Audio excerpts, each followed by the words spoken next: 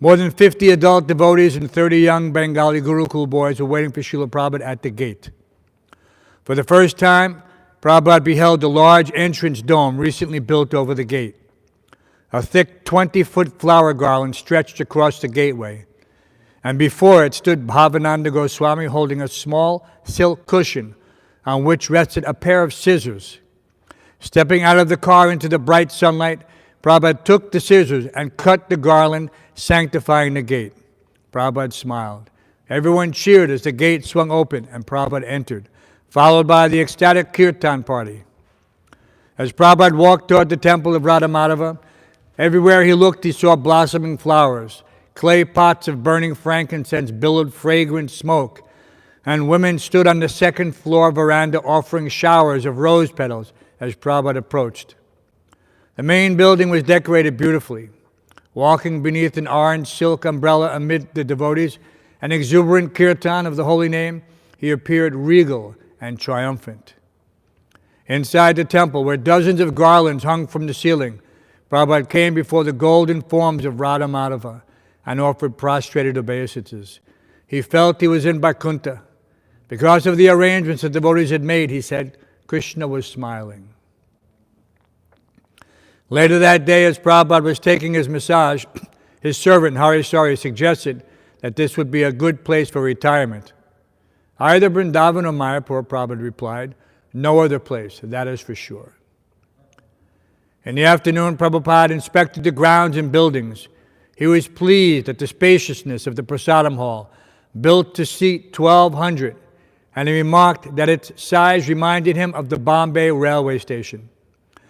But when he found the steps to the kitchen dirty, he criticized strongly. One of the devotees explained that it was usually cleaned, but that the devotee who always did it was chanting his japa. You are chanting japa, said Prabhupada, and it has not been cleaned for 300 years. Clean first, then japa. Under the plea of japa, they are simply dozing. He said that anyone who finds a situation affected by the mode of ignorance but doesn't act to correct it is also being affected by the mode of ignorance. This is a very important point Prabhupada makes on several occasions during this trip in Mayapur. Srila Prabhupada walked down to the bank of the Jalangi to see the boat the devotees were using for traveling from village to village. Anyone know what the name of that boat is? Very famous name. Nittai Padakamala.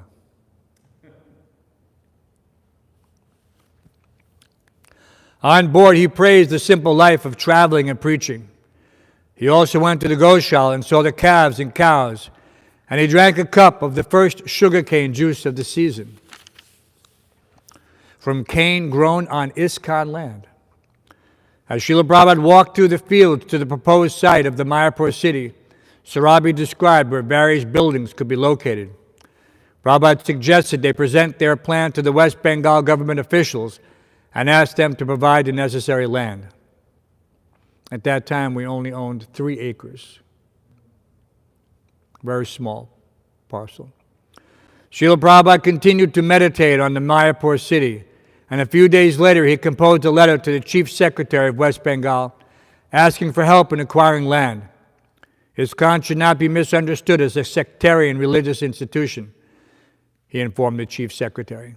Krishna's instructions in Bhagavad Gita beginning with, we are not the body, were scientific and thus did not belong to any particular religion. Prabhupada also asserted that ISKCON programs, especially the one contemplated for Mayapur, would solve national and international problems through spiritual education. He mentioned features that would be particularly appealing to the Chief Secretary, such as the investment of foreign capital in the project, the flow of tourists who would come to Mayapur, and the hiring of thousands of local workers for constructing and maintaining the city. His description of the project was fascinating. Centered around the Cultural Exposition building, the total village communal development will unfold. This central exposition building is the first phase of a many-phased plan. It will feature the world's largest planetarium entitled the Temple of Understanding. This structure will be over 30 stories high I will house exhibits depicting all the levels of universal existence and all varieties of living conditions, and all the planetary systems in exact detail through lights, models, dioramas, and murals. There will also be daily scheduled exhibits and tours for the public, and even a moving escalator taking the public to the upper levels of the exhibition building. The planetarium's exhibits on the various levels of existence in this world and beyond will be based on the scientific findings in the Vedic literatures, especially the Śhrīmad-Bhāgavatam. This temple of understanding shall be surrounded by beautiful pathways, entrances, gardens, and water reservoirs. 4-storied buildings, 1,000 feet long, will stand at the perimeter of the central area on all 4 sides. These will be used for teaching general and specialized branches of education, from primary level to postgraduate level.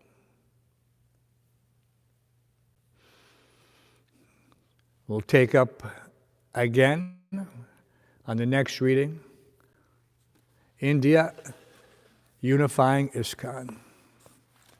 Srila Prabhupada ki.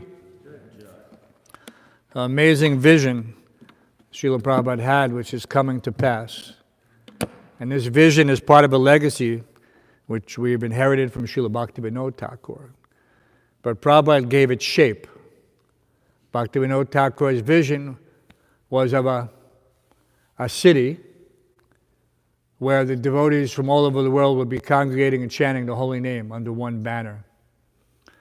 So that became reality when the Mayapur project started, even though it was very small. But the rest of the vision, Prabhupada expanded and elaborated. And I'm sure everyone here has been to Mayapur, no? Not yet, Bhakti Ken? So you'll see how, from very small, Prabhupada's hut is bamboo thatch, very small, and he lived there in the beginning. There was no indoor plumbing whatsoever. And open to any other living entities that want to come in, 2-legged, 4-legged, winged, everything is there. Prabhupada would sleep under a mosquito net, taking any inconvenience to serve Lord Chaitanya.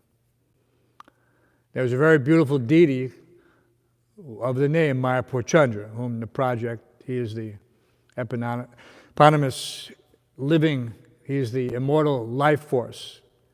And his form is situated now in Srila Prabhupada's bedroom. But he was the original worshipable deity. He is made from traditional materials of straw on a wire frame covered with special plaster made of cow dung and mud and other ingredients. And beautifully painted. If you see him, you cannot imagine how beautiful he is. And there are pictures, if you look up Mayapur Chandra, you'll see. Very beautiful. So anyway, I encourage everyone to make it on his list to visit Mayapur sooner rather than later. Just as we see now, if someone wants to go, he can't go. So he has to wait now, unless he has a special visa. They don't allow, not allowing any tourists. So, reading from 2nd Canto, 5th chapter, text 39, the cause of all causes. Om Namo Bhagavate Vasudevaya. Om Namo Bhagavate Vasudevaya. Om Namo Bhagavate Vasudevaya. Grivayang Janaloka Sya Tapaloka Stanadvayat Mordebi Satyalokas Tu Brahmaloka Sanatanaha Grivayang Janalokasya Tapaloka Stanadvayat Mordebi Satyalokas Tu Brahmaloka Sanatanaha. Please chant. Divayam Janalokasya Tapaloka Santa Dvayat Murdabi Satilokastu Brahmaloka Sanatanaha.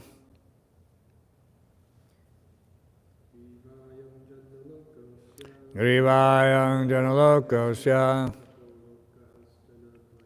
Tapaloka Sanadayat Murtabi Satilokastu Brahmaloka Sanatanaha. Grivayam Janalokasya Tapaloka Sanadayat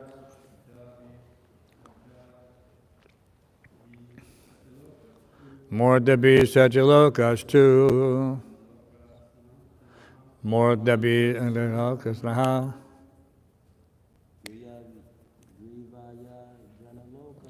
Grivayam Janalokasya Dapalokastana Dvayat Murtabi Satilokastu Brahmaloka Sanatanaha. Nirayam Janalokasya Tapalokastana Dayat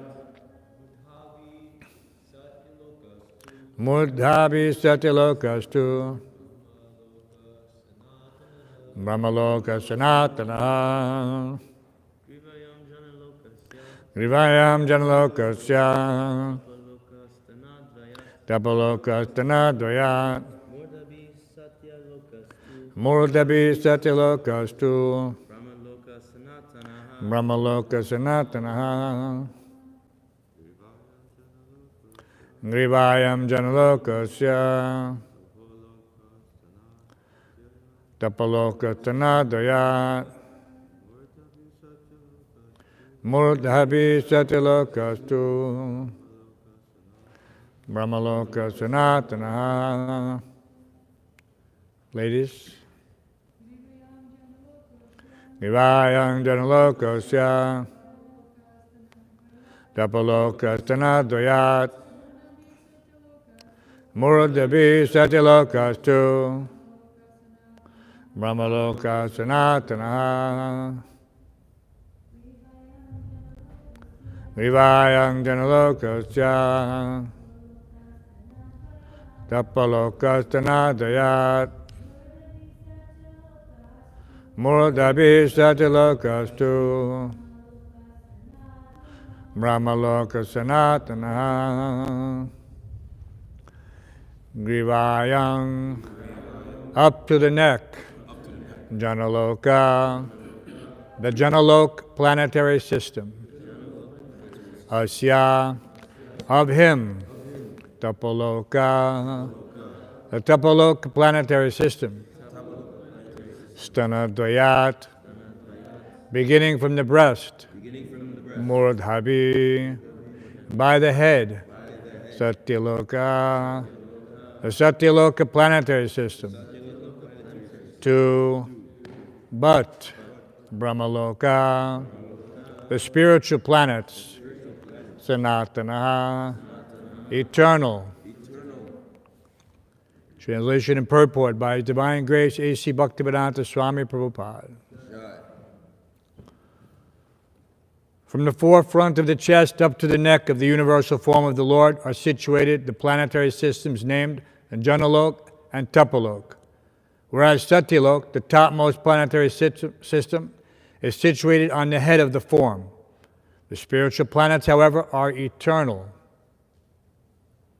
Please repeat. From the forefront of the chest up to the neck of the universal form of the Lord are situated the planetary systems named Janalok and Tapalok, whereas Satyalok, the topmost planetary system, is situated on the head of the form. The spiritual planets, however, are eternal. Purport by His Divine Grace, A.C. Bhaktivedanta Swami Prabhupada. Many times in these pages we have discussed the spiritual planets situated beyond the material sky, and the description is corroborated in this verse. The word Sanatana is significant. This very idea of eternity is expressed in the Bhagavad Gita 8:20, where it is said that beyond the material creation is the spiritual sky, where everything is eternal. Sometimes Satyaloka, the planet in which Brahma resides, is also called Brahmalok. But the Brahmalok mentioned here is not the same as the Satyalok planetary system. This Brahmaloka is eternal, whereas the Satyalok planetary system is not eternal. And to distinguish between the two, the adjective Sanatan has been used in this case. According to Srila Jiva Goswami, this Brahmaloka is the loka or abode of Brahman, or the Supreme Lord. In the spiritual sky, all the planets are as good as the Lord Himself. The Lord is all spirit, and His name, fame, glories, qualities, pastimes, etc., are all non-different from Him because He is absolute. As such, the planets in the kingdom of God are also non-different from Him. In those planets there is no difference between the body and the soul, nor is there any influence of time as we experience it in the material world. And in addition to there being no influence of time, the planets in Brahmalok, due to being spiritual, are never annihilated. All variegatedness in the spiritual planets is also one with the Lord. And therefore the Vedic aphorism, Ekam Ivadvitiyam, is fully realized in that Sanatan atmosphere of spiritual variegatedness. This material world is only a shadow phantasmagoria of the spiritual kingdom of the Lord. And because it is a shadow, it is never eternal. The variegatedness in the material world of duality, spirit and matter, cannot be compared to that of the spiritual world. Because of a poor fund of knowledge, less intelligent persons sometimes mistake the conditions of the shadow world to be equivalent to those of the spiritual world. And thus they mistake the Lord and His pastimes in the material world to be one with the conditioned souls in their activities. The Lord condemns such less intelligent persons in the Bhagavad Gita 9:11. Avajanti mamudha manusyam taram ashratam parang bhavamajananto mama bhutta maheshwaram. Whenever the Lord incarnates, He does so in His full internal potency, Atma Maya. And less intelligent persons mistake Him to be one of the material creations. Srila Sridhar Swami, therefore, rightly commenting on this verse, says that the Brahmalok mentioned here is Vaikuntha, the kingdom of God, which is Sanatan or eternal, and therefore not exactly like the material creations described above. The Virat, universal form of the Lord, is an imagination for the material world. It has nothing to do with the spiritual world or the kingdom of God. Om Jnana Tamarandasya Ganajana Shalakaya Chakshurma Tamina Tasmai Shri Gurave Namaha Mukam Karoti Vachalam Bangum Lankarite Gram Yatkipatamaham Bande Shri Gurum Didatanam. Translation again. From the forefront of the chest up to the neck of the universal form of the Lord are situated the planetary systems named Janalok and Tepalok, whereas Satyalok, the topmost planetary system, is situated on the head of the form. The spiritual planets, however, are eternal. So this verse and purport continue the theme, how the universal form is there in order to visualize with our material senses some aspects that would otherwise normally be difficult to conceive. In the old days, there was a BBT poster. Anybody remember that? The universal form, the running man, essentially. It was a takeoff of the universal form. We know the universal form of the Lord is what Arjuna saw.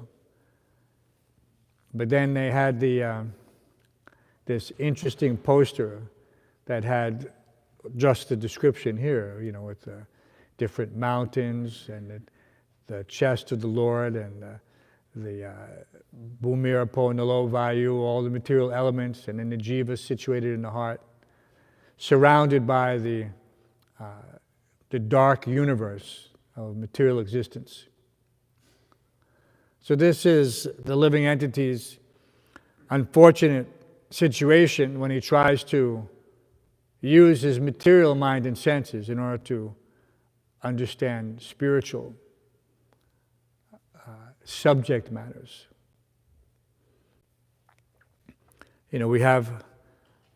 So we get the essence here that beyond the material world there's a spiritual sky, the Paravyom, the Vaikuntha. Vaikuntha is not just one planet.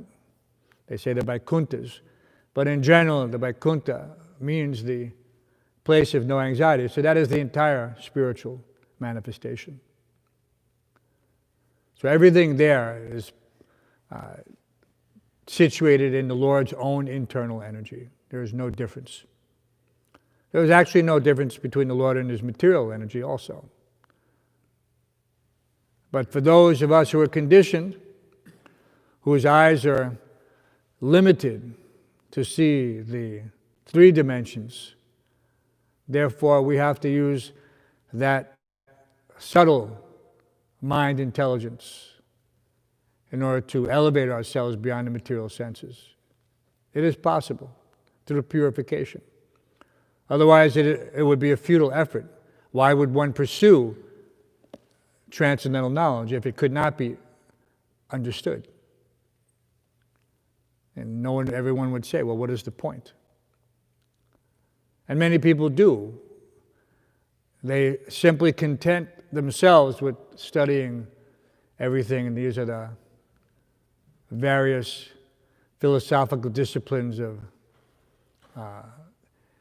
this nihilism and that which is and which is not, and neti, and so they're constantly, by process of elimination, trying to find out God. But this is not possible. It cannot be done. Because ultimately, if one eliminates everything else, they're thinking that, then what is left, that must be God. But in their futile attempts to try to achieve this so-called knowledge, they arrive at this defective conclusion that everything comes from nothing. So what was the fruit? And this has been going on since time immemorial. So how fortunate, therefore, in this particular age, Kalera dosha nidhi rajanasti eka mahaguna kirtanat eva krishnasya mukta sangasya jayate. That the age of Kali is an ocean of faults. An ocean of faults. There's nothing good, really. Except that, just like a teacher sometimes marks on a curve when everybody's failing. Everyone have experience of that? So then the highest score becomes 100. So if nobody passed and the highest score was 64, now 64 is 100. And everything else is proportionate to that. So in the age of Kali, there is no good qualities. Everything is manda sumanda matayo manda bhagya upadruta. You're short-lived, you're short-tempered, short intelligence. Everything is short. But kirtanat eva krishnasya. Simply by chanting the holy names, one can achieve the highest goal. So this is amazing, and some people cannot accept it. Why? Because it appears too simple. But if you ask someone, so then why don't you do it? No, they have no time. Such a simple process. They have to change their lifestyle. They have to do so many things. They don't consider how many things they're doing to maintain themselves. And simply by transferring those activities, Prabhupada gave that example of you can have an unlimited string of zeros, and it is all zero.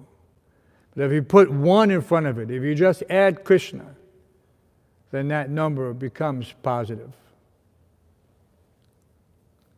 And nothing has to change. Anashakta sivasyanyata upayunjata nirbandha Krishna sambandha yukta vairagya uchate. You have to dovetail everything in the Lord's service. Not so difficult. Which is why we're able to distribute these books, because everyone here has some experience in the material world. They know how difficult it is. And so they're eager to present it and make this transition easy for the conditioned souls. We're simply trying to benedict everyone with transcendental knowledge. The only duty of a devotee. And they're doing it in different ways. Some are writing these books, some are distributing these books, and some are discoursing. But everything has to do with this evam parampara praptim, this unbroken chain of disciplic succession. So sometimes we see that some of our members, they'll go to some other situation, thinking that I can get knowledge elsewhere. But this is also Maya's trick. You may get some knowledge, but what is that knowledge? You know, it also ultimately, if it's disconnected from the pursuit of, what is that? Manmana bhava mad bhakto mad yabji mam namaskuru. Always thinking of me becoming my devotee, worshiping me. All right? If it's disconnected, if one thinks, now I'm a scholar, and I have so much knowledge, let me make some followers. Let me create an institution. We were reading that the other day. This is the sequence of events when people are not experiencing a transcendental taste. And you can see it. They cannot. There's no, Srila Prabhupada told the Chutananda Prabhu, at that time of Chutananda Swami, never trust a Swami who doesn't dance.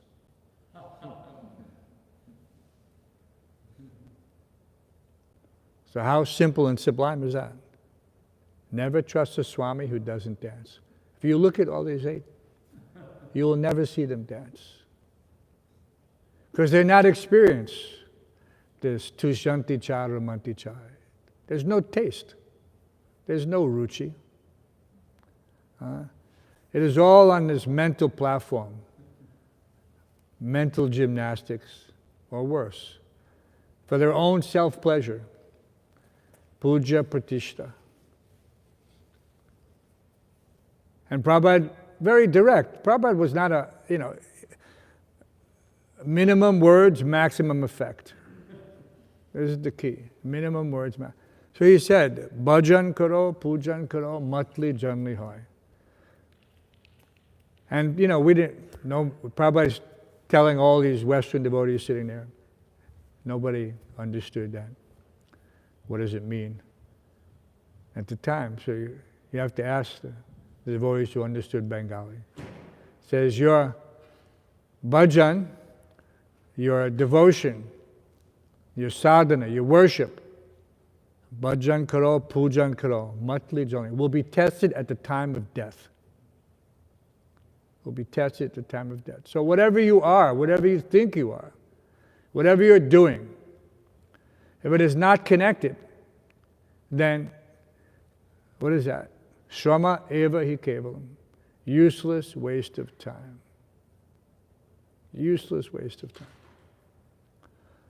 So if you tell a man, so many people, you stop them on the street, and what do they say? No, I don't have time. I don't have time. I am wasting so much time in useless, fruitive activities, but I have no time to hear about the eternity, reality, the eternal reality. I have no time for that. That which will save you from the cycle of birth and death, I have no time for that. But if you give them some mundane entertainment, how many television channels are there now? Maybe thousands and thousands. They can't even stop. Every time you turn around, there's another streaming platform. And everyone is charging money. You have a subscription, so much a month.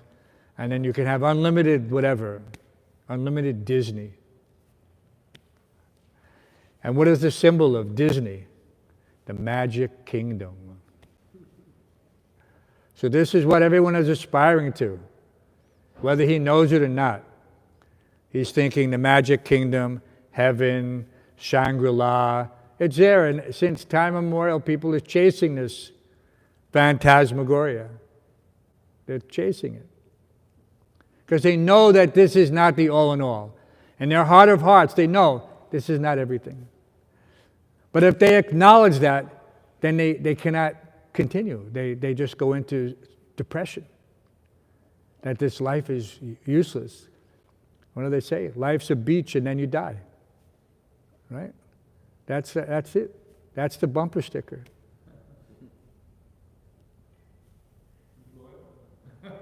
That's the sutra. Minimum words, maximum effect. But people don't want to accept that. But it's a fact. So what to do? How to penetrate through the modes. So here we have a very nice demonstration. Anyone can come in. So they're all looking to go to some amusement park. But when you come here, this is a festival for the senses. People come and they see the beautiful deities. What is more beautiful than Radha Govinda? There's nothing in the material world that's more beautiful than Radha Govinda. This is a feast for the eyes. And then everything in relationship to the Lord, the sandalwood pulp on his lotus feet, the essence which is offered to him, and the incense, and everything pervades the building. People come in and say, it smells so wonderful here.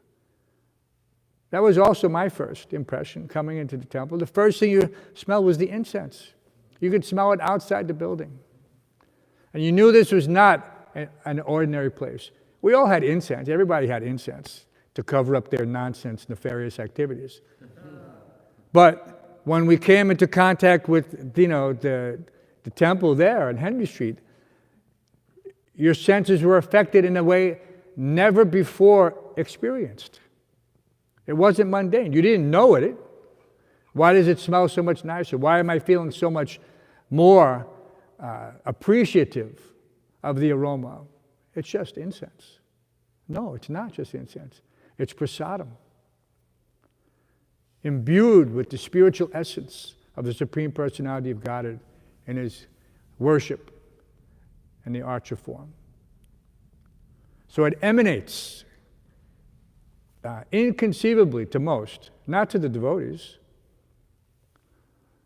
but to many. They don't appreciate how this oasis is actually just like a consulate, an embassy, is considered to be the sovereign soil of the nation that it represents. So you have the United States Embassy in Kabul, Afghanistan, which is a foreign country, not just foreign, a hostile country. And the embassy is built like a fortress. Yeah. And there above everything is the American flag. Because that area there is considered to be non-different from the sovereign soil of the United States. And that's a diplomatic relationship all countries have, inviolable, unless you cross the line. You can cross the line, but typically there's some understanding. And so therefore, it's considered to be, yes, we don't bother that situation. So here we have the same exact principle. We have the ambassador to the spiritual world, His Divine Grace, A.C. Bhaktivedanta Swami Prabhupada. And we have the embassy of the Vaikuntha planets of Brahmalok, right here, in the middle of New York City. But it's the sovereign domain of the spiritual world. It is completely transcendental. Prabhupada has said on many occasions that the temple is Vaikuntha. He could have said something else, but he said it's Vaikuntha. Because his vision has that fourth dimension. So he could see, without a doubt, how Krishna is present. From the time that Srila Prabhupada did the pratishtha and opened the deity's eyes, at that time, this was no longer just a material address. It has a spiritual address. The Vaikuntha Loka. So, these, of course, second canto, cause of all causes, everything is being explained, and not obviously for the benefit of the sages who are, they're not, ordinary persons sitting there listening, waiting to get, to elevate their consciousness up to the level of transcendence. They're already aware, but these things are being described for the benefit of the persons who would come afterwards, because they know what questions will be asked, just like we know. There isn't a question that a devotee hasn't been asked on book distribution. So these sages, they knew the answers to all these things, but they're prepared, having the experience, how to relate. So in the future, the sages knew that, yes, there will be an audience. Not just one audience, but an audience in Treta Yuga, Dwapara Yuga, and Kali Yuga. Every time there'll be an audience, and a particular understanding according to time, place, and circumstance. And of course, Kali Yuga is the most fertile ground, because people can realize, without a doubt, how this is a place of suffering, a place of death, Martyaloka. There's actually you see that sometimes, and the only people who are really happy, and you see them, are people who are religiously inclined. Because they know that everything ultimately is in God's hand, whether they're Christian or Jewish or Muslim, whatever. They're the only ones who are really happy. Everyone else has placed their bets on the material nature, which is constantly changing. And so they're always freaking out about something, whether it's COVID or the elections or taxes. It's just one freak out after another. But for the sober person, who has some understanding, some level of God realization, he appreciates that man proposes and God disposes. It is not under my control. And this is what brought me to Krishna consciousness, was that realization that there's nothing I can do to guarantee my happiness. There's nothing I can do. I've tried. I tried at that time for whatever it was, 23 years. I tried everything. And I realized it's not, you cannot. But some people will continually, Matirana Krishna Paratak Sutova Mitobi Padyeti Grihavatanam Adanta Gobir Vishatam Tamishwan Punak Punas Javata Chavananam. They will continually pursue this chewing the chewed. Continually. Even though so many other people have done it. They can't think. And what happens is that it simply compounds their sinful activities. Because they can't get pleasure in a normal situation with the faculties given by God, they have to try to. An interesting thing that Prabhupada ascribed certain behaviors to excess lust. I'll let you go look it up in the Bhagavatam in his lectures. But we know that lust is the enemy of the living entity. But some people don't, they just kind of like, oh, well, it's part of human nature. No. There's lust, which could be converted, and lust converted is lala shamayi. Intense eagerness and hankering for the association of the Supreme Personality of Godhead. That was the lust of the gopis. It was not a sexual. But the materialists cannot appreciate that. So in the material world, they try to, exploit this lust, but all they get is some disease. So just remember that, excess lust. If you're afflicted by excess lust, there is very little hope. Because it causes all types of abominations. We don't have to go into it. Prabhupada's very coy when he touches on these subject matters. Like in Mayapur, he was saying how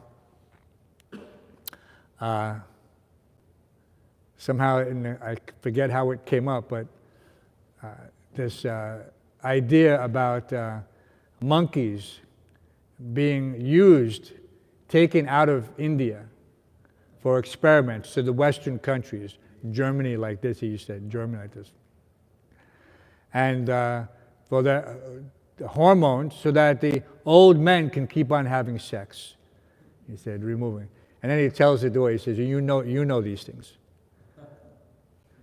But he was using that as an example that even the monkeys in Vrindavan, they're not safe. If one thinks, let me take birth as a monkey in Vrindavan. No. You may end up having your hormones removed in Germany for some.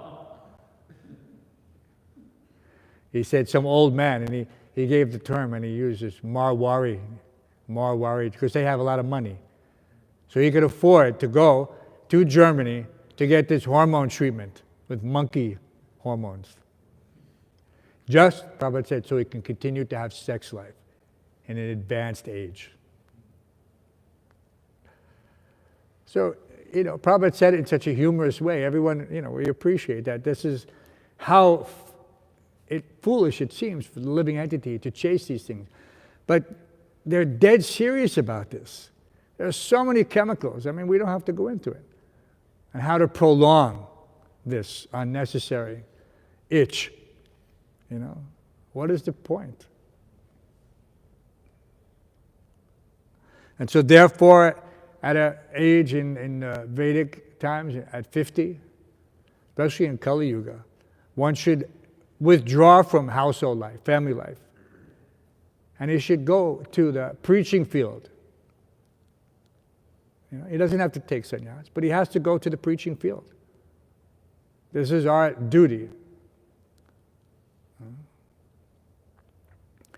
So before it's too late, while one still has something left to give, he should not delay a second longer than necessary.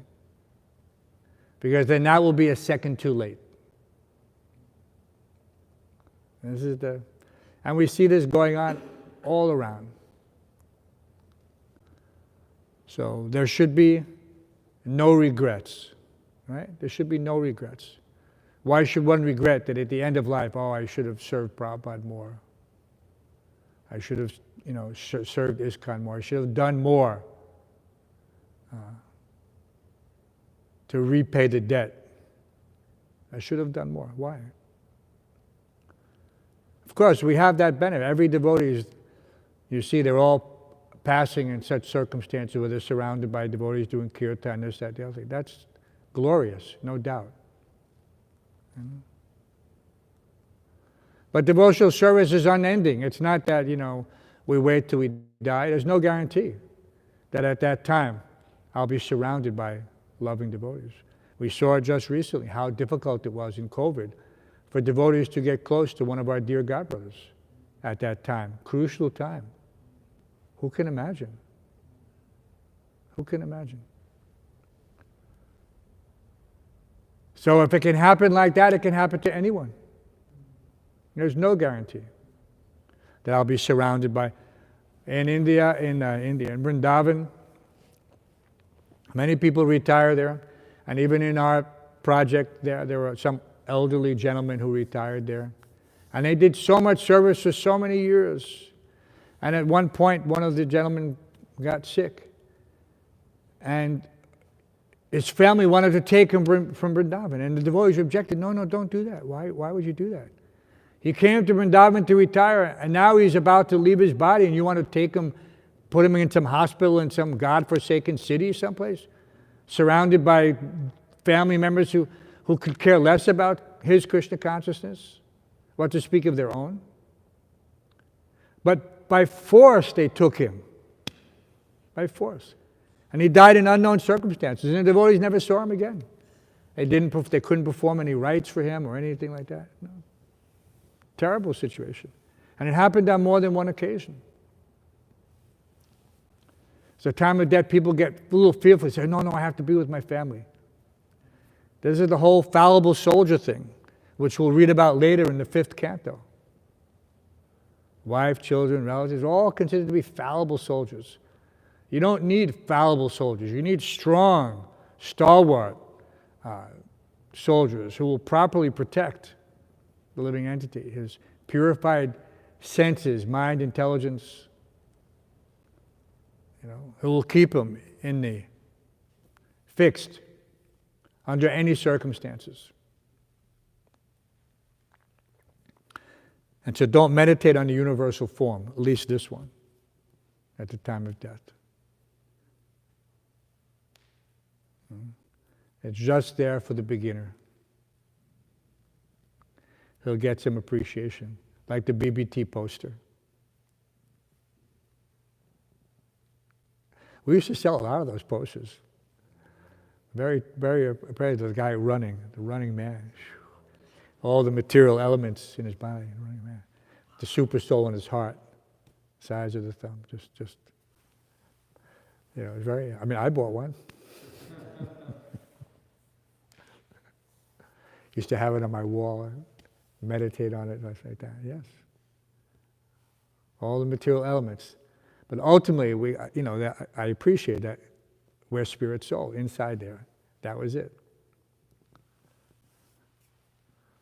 So we should make sure we have a good stock of all these items. We have some posters still in the store. We have to get a nice way to display them. Because you never know what will attract a person, at what point he is. You're talking, but somewhere or other. And that is a lead in to, oh, you like that poster? What do you like about it? What about it is?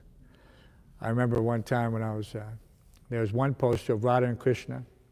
It was a BBT painting, very, from the early days. Radha and Krishna are holding the flute together, Radha and Krishna standing next to each other. Very famous BBT poster, very beautiful. And I remember when I first saw the poster, I was just coming to the temple. I hadn't been coming very long. And Krishna's flute has a beautiful flute with at the end it has the elephant head, not like here, but similar. Very pronounced at the end. So I asked, to me, in my neophyte, not neophyte, it was nothing, I was complete karmi, but I was coming to the temple, I liked Prasadam, I liked the devotees. And I asked, it was Dravida who was there. I remember Dravida, because Dravida stands out, very sweet devotee. I said, why is Krishna holding a pipe? Dravida looked at me like, no, that's Krishna plays a flute. I thought it was some type of peace pipe or something, Because what culture were we coming from? And Krishna, I mean, Lord Shiva, smokes ganja. I mean, I was thinking.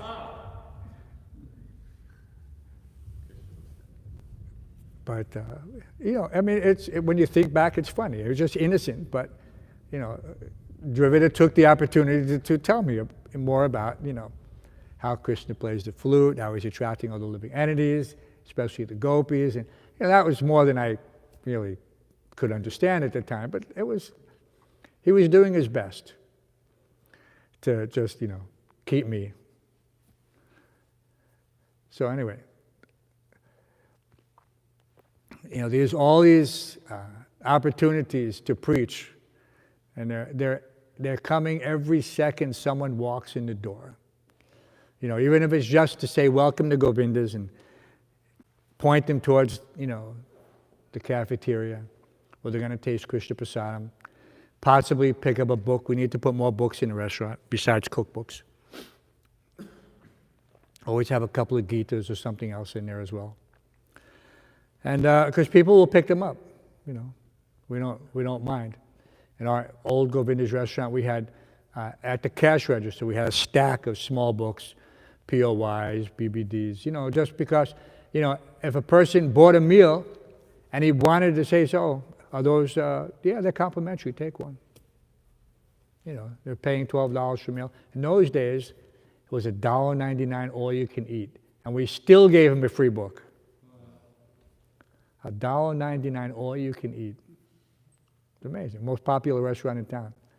We had lines going up the stairs and into the lobby and waiting in downstairs. Such a popular restaurant. So any questions, comments? Should I read the verse again, this special verse? From the forefront of the chest up to the neck of the universal form of the Lord are situated the planetary systems named Janalok and Tepalok, whereas Satyalok, the topmost planetary system, is situated on the head of the form. The spiritual planets, however, are eternal. Are eternal. Not the Baji. He had me beat. But seniority is that.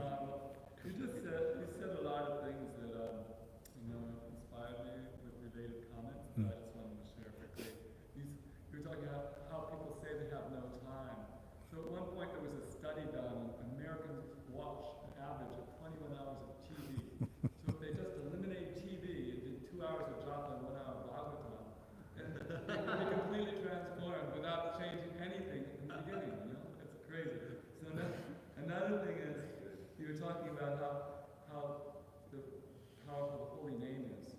And there's this very amazing verse, which is 4 verses after the verse telling about Lord Chaitanya. Those who actually advance in knowledge are able to appreciate the essential value of this age of Kali. Such enlightened people worship Kali Yuga, because in this fallen age, all perfection of life can easily be achieved by the performance of Sankirtan. And you're talking about the beauty of Radha Govinda in the temple. There was this photographer taking a picture of Rajasaki playing the mridanga at the Paramahansa. And I was telling him that we have a temple with a very beautiful altar, and you should come, and it's open at 12:30, and we have a restaurant, and you can come and take beautiful pictures, and you can come. And she came. I remember her coming with her two persons. You're talking about how the incense is completely, something that really captured your mind. And I was thinking how people talk about the first prasadam they got, right? Yeah. Who remembers what they ate 40 years ago? Everybody remembers, oh yes, I had Then you're talking about how that really the religious people are the only people who are really happy in this world. So we were on Harinam in London. They did this amazing Saturday night Harinam with like 50, 60 devotees here. Parshan playing a ukulele, Linda playing accordion, and it's very lively. So there's this guy who was dressed sort of nicely, following the party, and he came all the way back to the temple, and I offered him some prasadam. And he said, yeah, I like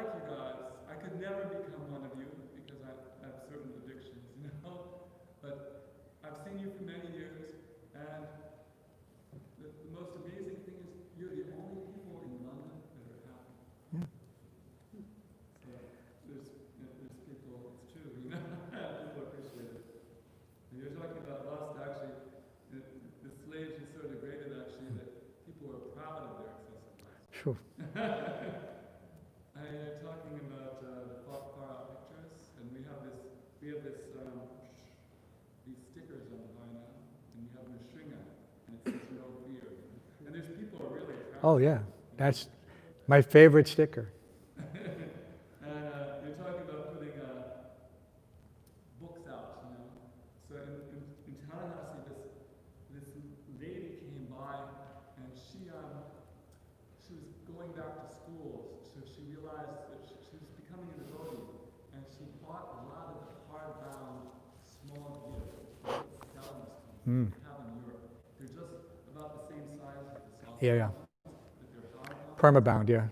and they're absolutely Yeah, I love those. and she donated like 40 of them to us. Wow. And I thought, well, let's just put them on a table where people swipe their cards, and like next 2 days, every day somebody bought one. Yeah. So, No, books hold a very mystical place in human society because everyone knows that from books come knowledge. They've been, somehow or other, it's in their DNA. If knowledge is power, then reading is a superpower. Ah, see that? But that wasn't your question. That's a good comment, but what was your question? No, I had two other, they were questions, they were also comments. One, you were talking about like people, sometimes people go somewhere else to try to get knowledge, and I don't know, like different people go off into Mayavadi things or to try to find other gurus, but if they found Prabhupada, I mean, they should have faith that like Prabhupada gave us the process by which everything can get revealed. And if we don't have faith of that, then even if we go somewhere else, we're not going to get that No. what we're looking for. We might get some knowledge about it, but it's not going to actually Right. be revealed to us until No, there's a disconnect. They think knowledge and faith are distinct and separate somehow or other. They haven't been able to reconcile the relationship that Yasyadevi Purad, that they're just, so like that. You were talking about the temple as like kind of an embassy. I was just reading, Shivaram Maharaj wrote an article about this, and he was kind of saying how, so you have Goloka Vrindavan, that's like the original thing, and he was comparing kind of an embassy as the Boma Vrindavan. Yeah, that we Boma. know in India. Yeah. And so the different temples that the devotees establish, especially Prabhupada established so many outside of India, they're like consulates, Mhm. where it's like, it's also considered an extension of, you know, the foreign Right. land. But the difference between Boma Vrindavan and the consulate is that Boma Vrindavan will always have its potency. Even if it's covered over, the potency will still fully be there. Whereas the other ones are only there as much as if, say, a great acharya like Srila Prabhupada established it, Right. which he has the power to do because he has the Dhamma also in his heart. It's due to how much his followers follow that instruction and his teachings that potency is manifested. And if they stop following it, then it'll slowly get covered over and decreased and may lose all its potency. And that should never happen. Any other questions? Yes, Ananda? Yeah, there was that comment where you were saying that the only happy people are religious people. Yeah. I had this question lately. If someone is from a different tradition, they may not even be following the regular principles or anything like that, but would that be considered a gyata sukriti or just pious credit? Well, it's a gyata only if they've somehow come in contact with the mystical Maha Mantra or the transcendental knowledge expanding from that. Because, you know, our definition of pious activity is not the same as in typical temporal religious teachings.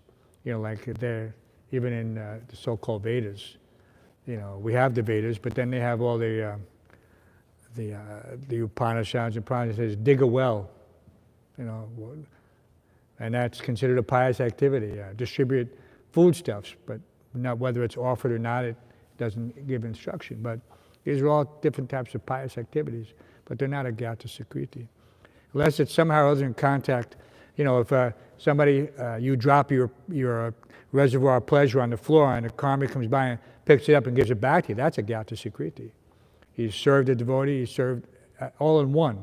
He's done something which completely just interrupted the force field of the material nature and his samsara basically was destroyed at that point. He'll gradually go, keep coming back and coming back more and more in a situation that will lead him ultimately to the spiritual world. But yeah, unless it has something in relationship to Krishna, it has to be in relationship to Krishna for it to be Agyata Sukriti, or a devotee. He helps you, he helps Prabhupada. We were talking yesterday about Mr. Robert. I don't want to take it too long. Robert Nelson was an early associate of Srila Prabhupada before Prabhupada met Hayagriva or Kirtananda or any of the Mott Street gang or anybody else. There was Robert Nelson, who had been going to Dr. Mishra's yoga, his classes. And so he started following Prabhupada around. Prabhupada is very attractive. Who would not? But very few people understood or were simple enough. Some people called Robert simple, which is a euphemism for being a little slow, which he was. He was a little developmentally challenged in one respect. But he was very much attracted to Prabhupada, and he did so many things for Prabhupada at that time. When Prabhupada, when he moved to the office on 72nd Street, where he stayed and where his typewriter and tape recorder were stolen, somebody broke through the transom window. But he was staying there, and Robert Nelson brought him the mattress. He would go out with him when they bought groceries. If Prabhupada needed something and he didn't know in a big city where to get it, Robert Nelson would either get it or take Prabhupada to it. So for quite some time, he was Prabhupada's constant companion. And Prabhupada called him Mr. Robert. And so we didn't know who this personality was, because by the time, when Prabhupada moved to the Bowery, he was off the radar for Robert Nelson and many other people from, Dr. Mishra's. It was finished. So many years later, on the old temple on 55th Street, just after Srila Prabhupada left the planet, I was locking up the temple after a Sunday feast. And, a lot of bums used to come knowing that we had a Sunday feast, and they would, beg prasadam, and we would, have plates or make plates and give it to them and send them on their way. So this one person was at the door. He was obviously a bum, an apparently homeless person, completely disheveled. The stereotypical image of a street person. Clothes too big, multiple layers of clothes, the way they look. So, I opened the outer door, because we had a foyer. So I opened the outer door, I said, Hare Krishna, would you like prasadam? He said, Hare Krishna. I said, Hare Krishna. Interesting. They didn't all say Hare Krishna. Where's food? So he said, Hare Krishna. So I said, okay, would you like some prasadam? He said, yes. But more than prasadam, he said, where is Swamiji? And nobody at that, this is 1970, just after Prabhupada left, so nobody called Prabhupada Swamiji since the early days. So I thought maybe he meant one of the sannyasis, I said, which Swamiji? He said, and he looked at me and said, Swamiji? It was like there's two. And then I said, do you mean Srila Prabhupada? And he said, yes. Prabhupada, yes. Must be. So then I told him, I said, Srila Prabhupada left the planet a few months ago. And he was devastated. He was devastated. It's like you miss a friend by an hour and you think, okay, well, I'll catch up again. But here was someone who was obviously very dear. We don't know who these personalities are. Very dear to Prabhupada. And he lost touch with him, and then he comes and he inquires and he finds out he's left the planet. This is 1977, so he knew Prabhupada in 1966.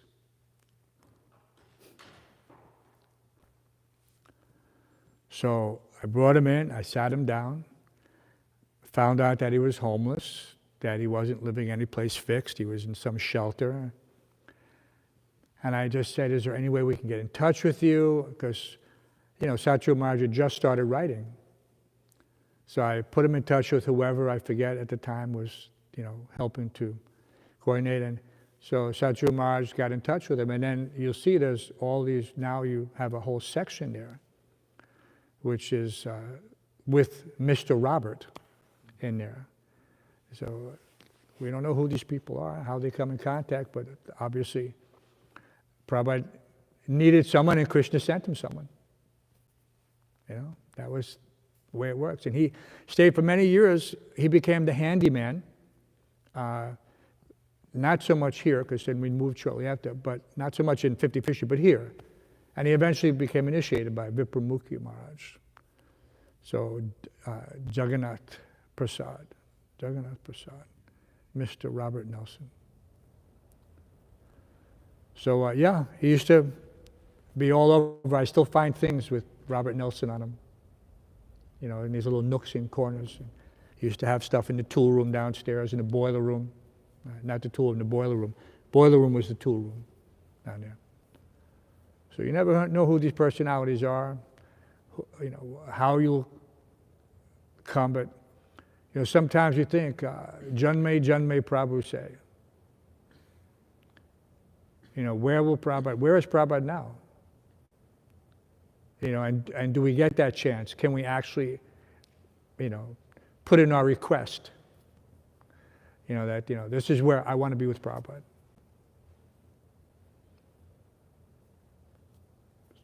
So anyway, that's that situation.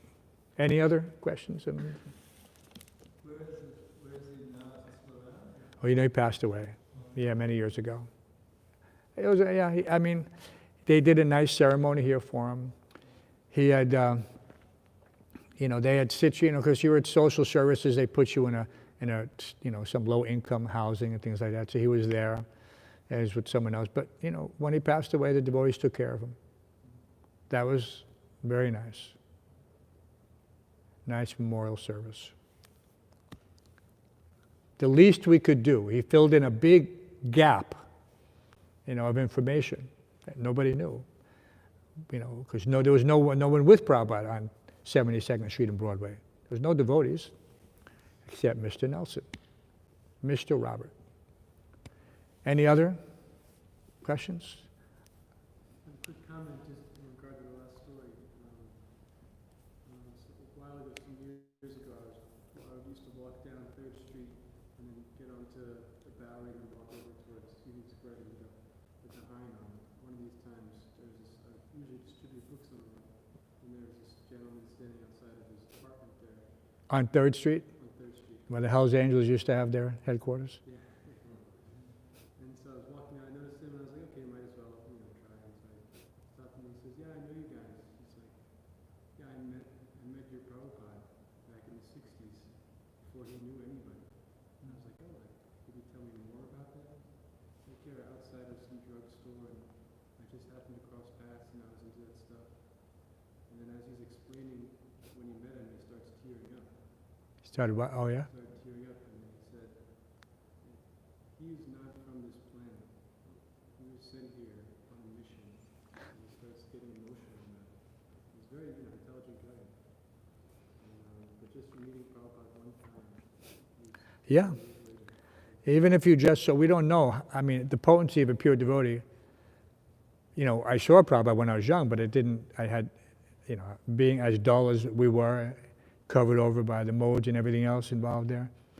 He was just another one of the unique personalities on the Lower East Side or the West Village. Prabhupada would move between these worlds effortlessly, with the Fugs and, Allen Ginsberg and all these different people who were down there in those days. Frank Zappa. It was a real zoo of, different pseudo-intellectuals. And then there was Prabhupada. And, we saw him, but, we just, who knows how that affected, because many people saw Krishna, but they didn't know that Krishna was the Supreme Personality of Godhead. But everyone who saw him benefited. That might be a Gyata Sukriti, if someone sees Prabhupada. Just by seeing a pure devotee, how potent. Unknown pious activity, as long as he's not making any offenses. Any other questions? Bipin Prabhu's going to get mad at us. Nobody's down there chanting Sharira Vijay Jal, Mahabhasam Govinde. Hansarupa Prabhu will also going to be mad. He's trying to start reading the CC. Huh? Hansarupa Prabhu will be upset. Yeah, I don't. You'll get less Chaitanya Charitamrita. Any other? Śrīmad-Bhāgavatam ki, Srila Prabhupada ki, Gaur Premanandi.